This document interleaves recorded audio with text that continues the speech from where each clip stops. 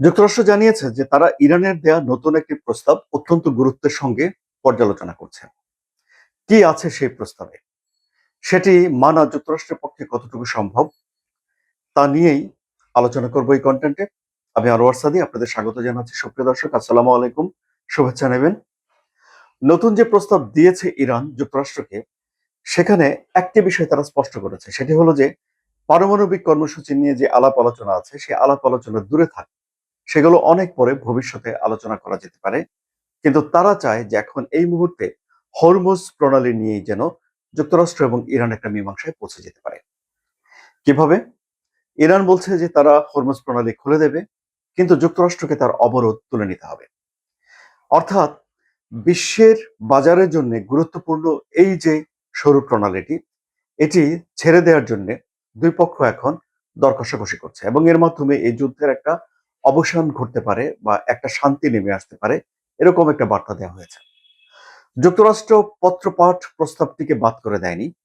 তারা তাদের নিরাপত্তা কাউন্সিল সহ ঊর্ধ্বতন কর্মকর্তারা বসেছেন এ বিষয় নিয়ে আলাপ আলোচনা করার জন্য। আবার ইরানও এই প্রস্তাব দিয়ে অপেক্ষা করছে যে যুক্তরাষ্ট্র কখন এই হরমুজ প্রণালী থেকে অবরোধ তুলে নেবে। এখন হরমুজ প্রণালীর উপরে অবরোধ দিয়ে যুক্তরাষ্ট্র আশা করছে যে ইরান যেই তেল উৎপাদন করছে, এই তেলগুলো তো ইরান বাইরে বিক্রি করতে পারবে না। মানে এই অবরোধের সময়ও ইরান প্রতিদিন 18 লাখ ব্যারেল তাদের তেল বিক্রি করতে পেরেছে। কিন্তু এটি যদি বন্ধ করে দেয়, তাহলে ইরানের এগুলো সংরক্ষণ করতে হবে। তাহলে সংরক্ষণের যে জায়গাগুলো আছে, যেমন খার্গে দ্বীপে তাদের যেই কন্টেইনার আছে, এগুলো উপচে পড়বে। ফলে ইরানকে সেই তেল উৎপাদন বন্ধ করে দিতে হবে। ইরান আরো বেকায়দায় পড়বে এবং তখন একটা বিস্ফোরণ ঘটতে পারে, এটি ডোনাল্ড ট্রাম্প মনে করেন। ফলে তিনি ইরানকে তেলে মারতে চান এখন, আটকে দিয়ে। এবং তিনি মনে করেন যে খুব বেশি দিন লাগবে না, 3, 4, 5 দিন যদি এইভাবে ইরানকে আটকে রাখা যায়, তাহলে ইরান বেকায়দায় পড়ে যাবে, এটি ডোনাল্ড ট্রাম্প মনে করেন।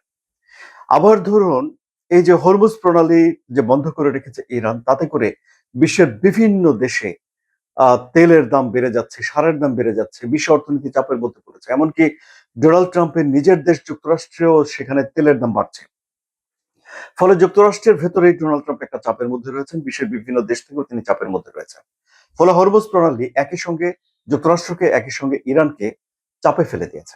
এখন ইরান বলছে যে আগে হরমুজ প্রণালী ঠিকঠাক করে তারপরে কোনো এক সময় ভবিষ্যতে এই পারমাণবিক কর্মসূচি নিয়ে আলোচনা করা যেতে পারে।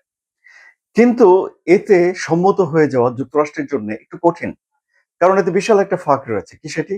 সেটি হলো যে তাহলে ইরানের হাতে ইউরেনিয়াম সমৃদ্ধ করার ক্ষমতা থাকবে। কত মাত্রায় ইরান ইউরেনিয়াম সমৃদ্ধ করবে সে বিষয়ে কোনো রকম বাধা ধরার কোনো কথা থাকবে না।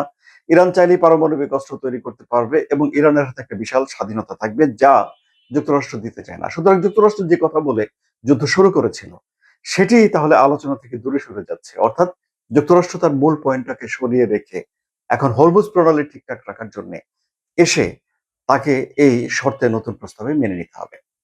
সুতরাং যে প্রস্তাব ইরান দিয়েছে, সেই প্রস্তাব যুক্তরাষ্ট্রের পক্ষে গেলা কঠিন, মানে মেনে নেওয়া কঠিন। কিন্তু আবার এই যুদ্ধ বন্ধ করার জন্য এখন এছাড়া নতুন আর কোনো বিকল্প প্রস্তাব তো সামনে নেই। ফলে এখন যুক্তরাষ্ট্র কি সিদ্ধান্ত নেয়, তার দিকে কৌতূহল হয়ে তাকিয়ে থাকা ছাড়া আপাতত এখন আর কিছু করার নেই। তাহলে কিভাবে এই যুদ্ধটা বন্ধ হবে, সেটা এখন দেখার বিষয় হয়ে উঠছে। সঙ্গে থাকায় ধন্যবাদ।